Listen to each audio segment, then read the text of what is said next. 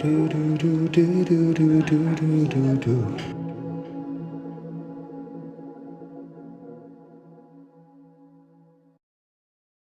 Welcome to the Red Bean Podcast, New Orleans edition.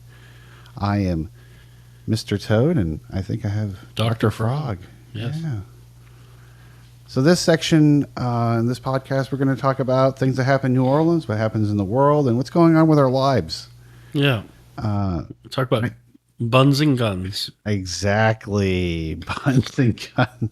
When I heard of the story, did you believe that actually happened? It just seems so crazy. Well, you should probably tell the listener what happened if they're curious. curious. Maybe they're curious. That's right. Yeah. So what happened was a few days ago, a naked woman was running down in the freeway near San Francisco, California. This is in Los Angeles area, I thought.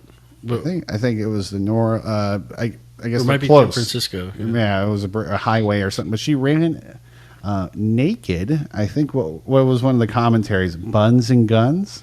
That was one of the commentaries of one of the 911 callers who was describing a passenger on the highway who turned their car horizontal in the flow of traffic and took off her clothes, got a gun that was loaded, exited the vehicle, and began shooting at other cars passing by. Oh, great! This is it's a classic. So in New Orleans, we just call this every day. I think they call that Tuesday. On right? the West Coast, they call that national news. That's right. Yeah. That's right. I think we just call this every day in New Orleans. And one of the things I love about this, and I'll have a link for the video underneath the description of this video, is I love the comment.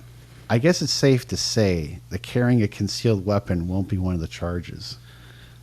Yeah, I don't think anything. I don't think there's any concealment involved in that. Especially when the guy said buns and guns, and the whole thing is fuzzy. So If you were calling 911, and they were going to play this on the news in the evening news, why would you slide in jokes like that in the middle of This is like, I swear, this might just be Thursday for these guys. Well, they're probably annoyed because they're trying to go somewhere and now traffic's held up by. Like, oh great! I'm missing my appointment. Yeah, I wonder this sometimes with protests. Whenever they're blocking traffic, I always say, yeah, they're really against a smooth flow of traffic. I'm almost wondering if there's like a lingo that people start calling to each other. They're like, "Hey, I got caught up in a protest, so I'm going to be a few minutes late. I'm sorry." They're like, "Oh yeah, I understand. That happened to me last week." Yeah. If you say, I lost my shirt. I'll have to stop by a store on the way to work. But anyway, yeah, I mean, so, this obviously catches this is a good story for the news because, it's eye-catching, I think. Well, it's eye-catching, the nudity part. There's an aspect of it where from an entertainment sense, a lot of times I'll chalk this up to just mental illness. And don't get me wrong, I'm someone who years ago I would look up fights at Denny's on YouTube. And you can go down a rabbit hole where you just see people losing their cool and security footage of people acting ridiculous. And I think this kind of falls in that category where there's someone who's having a breakdown, maybe the worst moment in their life. And boy, is it entertaining. Yeah, there's something about watching someone going crazy or insane or just losing it. Maybe it's because we relate to it in some sense. We can kind of understand that the pressures of life, how they can get to someone. And maybe there's a little bit of a superiority complex where we think, well, at least my day's not that bad. Yeah, like I haven't done it that far. I didn't go that crazy. I mean, I only took off my pants. I didn't take off all the clothes storming on the highway. Well, I kind of felt bad for the lady in one respect. Exactly. Dude, it's a little bit barefoot. She was barefoot. Didn't running she go on to the hospital? Asphalt. Yeah, because her foot got burned. Yeah. I remember someone was saying that on certain roads like Death Valley or something, you can actually see someone cooking an egg. Like they'll break you can cook an egg on the asphalt, highway, on the asphalt. America's Funniest Home Videos, which had been airing for decades, a majority of the videos sent to them weren't even hilarious, and they couldn't play a lot of the movies sent to them. People would harm animals. They'd send in videos of harming animals, then they had to turn it into the police a lot. Or, some of the injuries, some of them were just videos of people getting injured. Yeah. But I'm sure some of them resulted in concussions and going to the hospital or something. If someone slipped on a skateboarding trick or something. And that almost seems like a good show premise. It would be like in the Horror Channel or something. Like, what was it? I'm sure there's places on the internet where you can find, people getting injured. And, I'm wondering, though, from a spiritual standpoint, whether it's good to consume large quantities of that. So, maybe just take your evening news in doses. Yeah, but I also feel like if we don't, I guess I'm going to do the devil's advocate here, but I would say, shouldn't we be aware of what's going on, Dr. Frog? Or do you think we should stay ignorant? No, I don't think we should ban this. Sometimes they'll ban, if there's a bomb threat or something that's attention-seeking. Yeah. Sometimes they won't report it, or they'll they'll put it not on the first page of the newspaper, but further down, to try not to draw attention so that they're copycats. But I don't think this is that kind of case. I think this is one where genuine mental illness. She couldn't take what was going on in her life, and she had a meltdown or something. Well, one thing I was impressed with California is that they actually responded to this. In New Orleans, if she was missing her shots, which I don't think she hit any cars with all of the bullets she fired, their response time is, I think I heard as of June 2023, or late June, the average response time in New Orleans is over 5 hours for 911 calls. Oh my God. Yeah. That is so scary. So instead of arrest, when the police arrived, she put down in the California case, she put down the gun and they were taking her into custody and those things, and got her feet treated. In New Orleans, I feel like they would have just gone on until something drastic happened, and then they'd show up after the fact and take notes. The policing here is not very proactive. It's a little bit note-taking and responsive. Like we want to show up after the shooting is done. We don't want to actually be there during the shooting. Yeah. I want to get out. So of here. I'm just glad that everyone's relatively okay. Sure, I'm glad at least the lady was getting taken to the hospital. Hopefully, whatever's wrong with her. I really hope they take it seriously, though, and don't just kind of wag the finger and say, "Oh, you probably shouldn't be shooting in the highway," because lives are in danger, and so I'm sure there will be charges. Perhaps. I actually think there was even a story. I looked at it briefly. I think one of her stray bullets hit a car, and the lady was like, "Oh, it did hit." Yeah, like she was pointing the gun and shooting it. Like I think our viewers, if you can go back and look at the clip, we'll put a link in there. But the video, you see that lady, she is running, and it was a big fuzzy running thing. And then all of a sudden she pulls out the hand, and then all of a sudden you hear the pop pop sound. You're like, that's a gun. Pop. It's not a BB gun. It's a handgun. It's definitely the metallic objects are traveling far faster. What kind of caliber do you think that looked like? A 40? It looked like a 45 more than a 22. I'm not sure. I think it looked like a 9mm. It looked like a big gun, though. Yeah, like a small person. I'd be curious to figure out what kind of firearm she's using or something, just to be curious about it. Why would give her some tips on aiming? Lady, you got to hold it like this. Well, hey, lady, before you get out of the car, she did hold it with two hands. She did hold it with two hands, so she had held some it in training. front of her. Yeah, she did have some training. She's at least been to a shooting range before. Yeah, but we don't want her to shoot too good. Hey, too well. Yeah, you don't want to be shooting too well there. Yeah. Although you could say she shot excellently by the fact that she didn't hit anyone. But she did get 5 stars according to Grand Theft Auto logic here. Well, no. Grand Theft Auto, you only get 2. You can only get over 3 stars if the police show up, and then if you shoot the police, that's when it goes to 4 and 5. And then they start hurling tanks and helicopters at you until you die. Really, after 2 stars. Whoa. Yeah. This is definitely 3 stars. You're saying? Is that what you're saying, Dr. Frog? I think they treated this like a 1 star. Oh, come on. You're not they gonna did. Get 3. The 3 police showed up, and she said, oh, geez, and put down the weapon. And then you had the guy in the back. Immediately surrendered herself. She's just like, oh, okay, police are here. I gotta stop this shooting thing. But you're right. The police didn't have to worry about whether she was concealing another weapon. Yeah, she didn't. Yeah, it's hard to conceal there a little bit, I would have just kept some clothes on just so I wouldn't have gotten sunburned. hey, her feet are probably not feeling too good because, like I said, you can cook an egg on some of these highways now. Yeah. Oh, right. Feet don't make very good eggs. Let's see what else. Some comments here.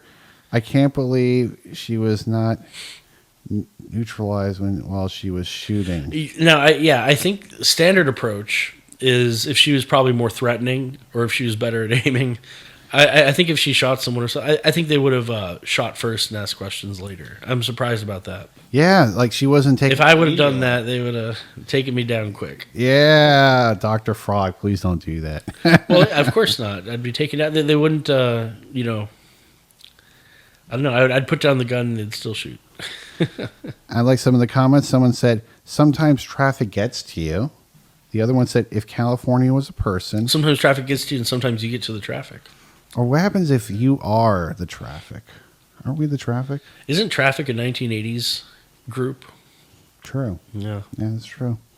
I've always wondering, it's like, this is kind of a different Imagine being in traffic, going to a Traffic concert. Yeah, but in some ways, you always think of traffic, you always think of cars. And this is something that I honestly think would be the greatest thing the Fast and the Furious franchise would be doing. Yeah. Is we'll just call it Fast Transformers. So what it is Transformers and the Fast and the Five guys, they all work together. Fast and the Five Guys? Yeah, it'll be called Fast Transformers. I want to call it Fast Transformers. And it's like, I love the slogan. I love this slogan. It's the best. And it is this. Are we driving them or are they driving us? Yeah, and that would only be meaningful if there was, something more to it. Sorry, I got distracted thinking about Transformers that transformed into things that weren't particularly useful. I think about vending machines or something. Actually, one would turn into a tiger sometimes. So you have a tiger, you had a videotape, which is kind of outdated. See, that sounds more like Beast Wars to me. Yeah, but Transformers, I think of cars. Transformers with animals. Like, because Optimus Prime, he's a semi-truck. But isn't he also, like, what is he supposed to be? He's the captain of the... gorilla or something? Oh, no, that's Beast Wars. That's different.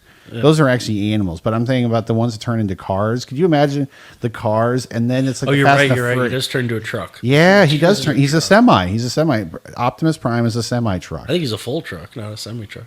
I feel like full semi. That's a full semi. Yeah, it's a full semi. It's not the half cab thing. Actually, I don't know. Well, I was making a joke about semi. I was like, no, he's not a semi-truck. It's a full truck. He's not just half a truck. But could you imagine, like, Vin Diesel, like, driving him around, being like, oh, man, we got caught up in traffic. And he's like... An aging Vin Diesel. We call it Fast and Furious 18.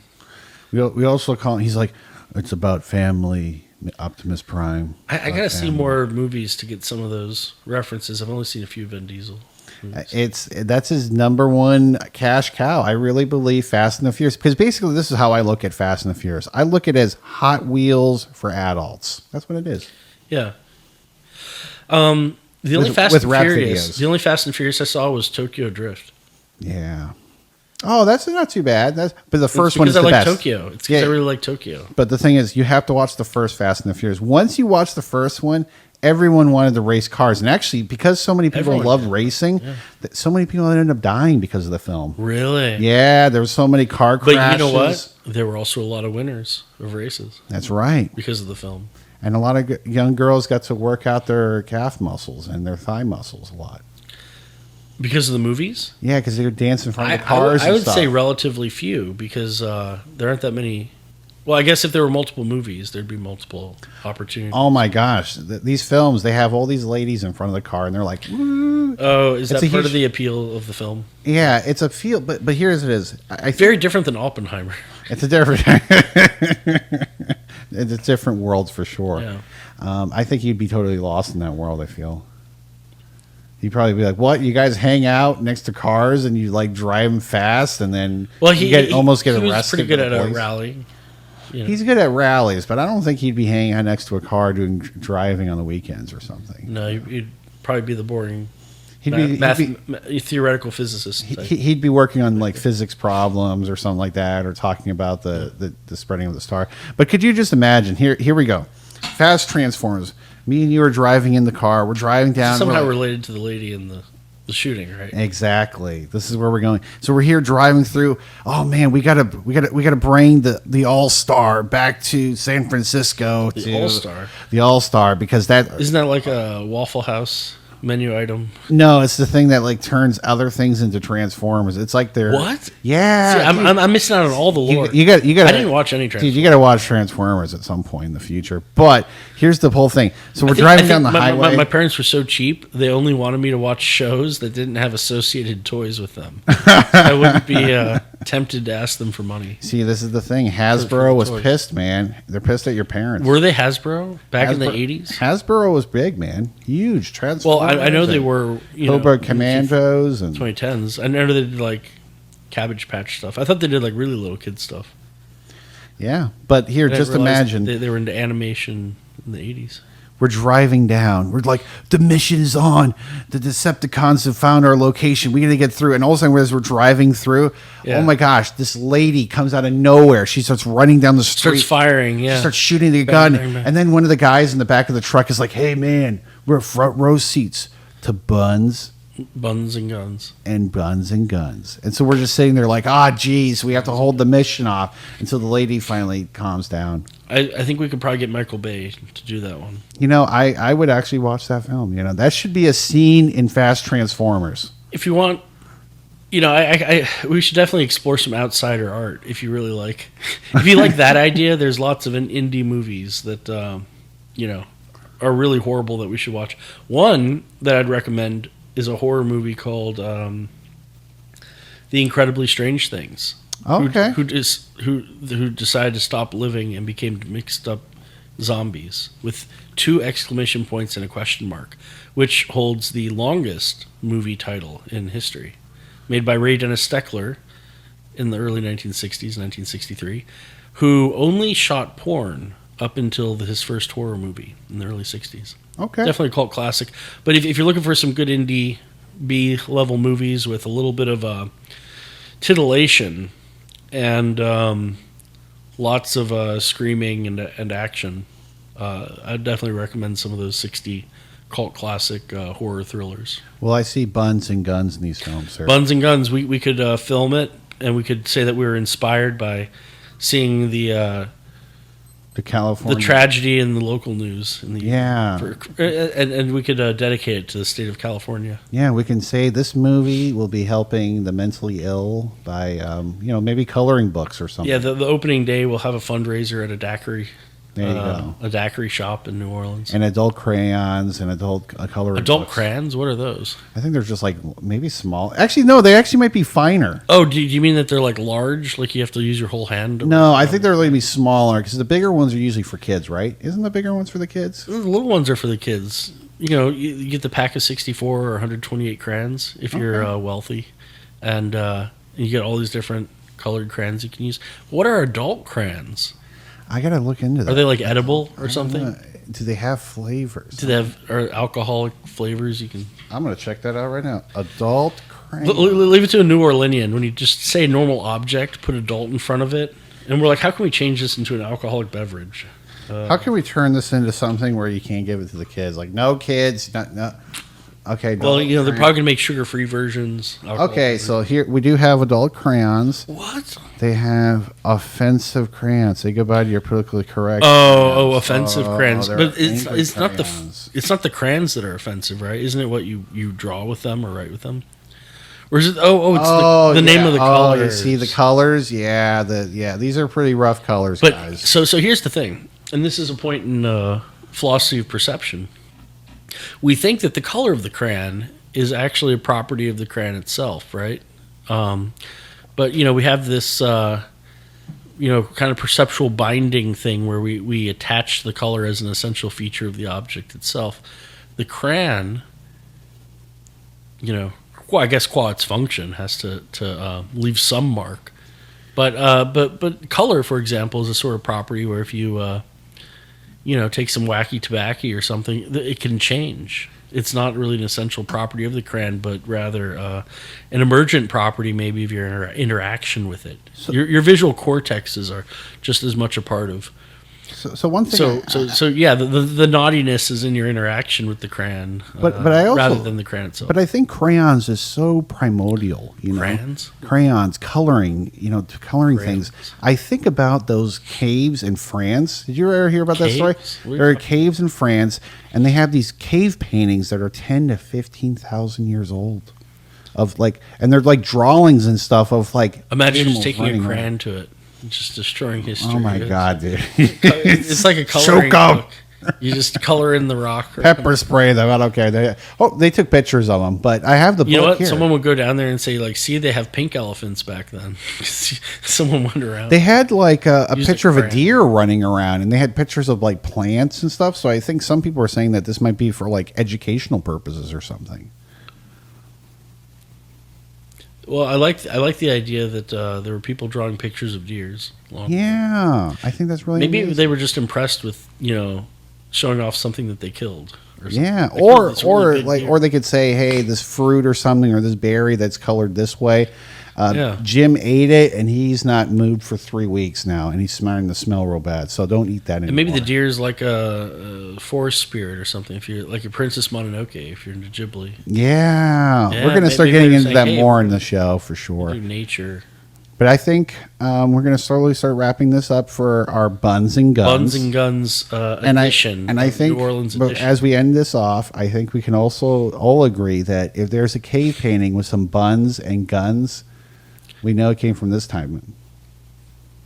I wonder what future generations will think if they come across footage of this. Buns and guns. I feel like they're going to look at it just like the cave paintings. Doesn't it feel like? You know what? They're just going to be smug in the future. They're going to think we're so much better than this primitive California that our ancient ancestors had. They're lucky they just didn't eat their own turds or something. Yeah, they made the Hunger Games and then they acted it out. It's like this is a time in history where our human relatives have like. Yeah, but either way, they're not going to think well of us. Yeah, it's gonna. I think we're gonna be like. It's going to reflect poorly on us. I mean, I don't really look favorably when I look at the Tower of London. I'm like, man, a lot of people got abused and killed in there. In the tower? The Tower of London. See, I don't see that when I see the Tower of London. I just see a clock. Like, is the Tower of London different than Big Ben? Yeah, probably. It's two different things. I haven't been to London since like 2004. So. But it's like you look at that place, you're like, man, so many people have died in this place. I mean, you could do that anywhere, though. There's like wars everywhere, you know. It's like a place that used to you could actually go in there because of not paying your debts. A debtor's prison. Yeah, we still have some of that. It's really shocking. United States, yeah. And we're gonna get more into those topics and more, but we're gonna wrap this up. This is Mr. Toad. Dr. Frog, thank you for joining us. Thank you for joining us for Buns and Guns. Buns and Guns. On the Red Bean Podcast, New Orleans edition. Sayonara. Sayonara.